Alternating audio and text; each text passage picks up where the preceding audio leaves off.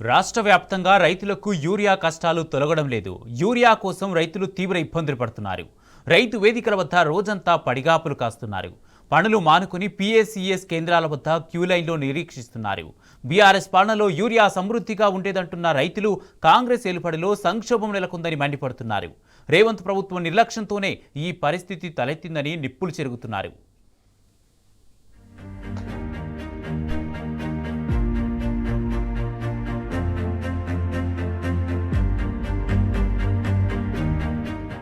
రాష్ట్ర వ్యాప్తంగా యూరియా కొరత వేధిస్తోంది. యూరియా కోసం రైతులు క్యూ లైన్లలో రోజంతా పడిగాపులు పడుతున్నారు.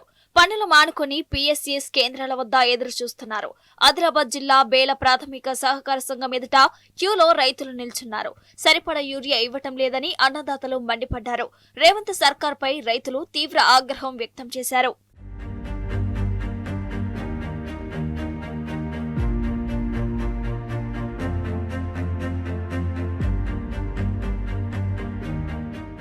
వనపర్తి జిల్లా పానగల్లో అంబేద్కర్ విగ్రహం ఎదుట రైతులు రాస్తారోకో చేపట్టారు. సరిపడ యూరియా ఇచ్చే వరకు ఆందోళన విరమించేదే లేదని స్పష్టం చేశారు.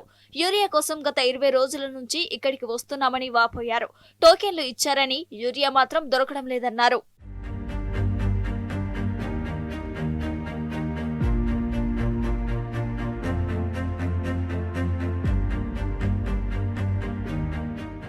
నిర్మల్ జిల్లా కానాపురం మండలం సత్తనపల్లికి యూరియా వచ్చిందనే సమాచారంతో రైతులు వచ్చారు.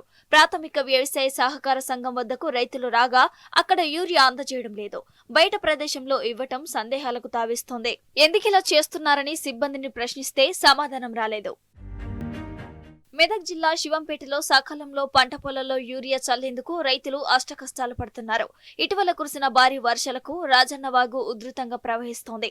దీంతో వాగుకు అటువైపున్న పొలాలకు యూరియా మోసుకుపోవడానికి తీవ్ర ఇబ్బందులు పడుతున్నారు రైతులు.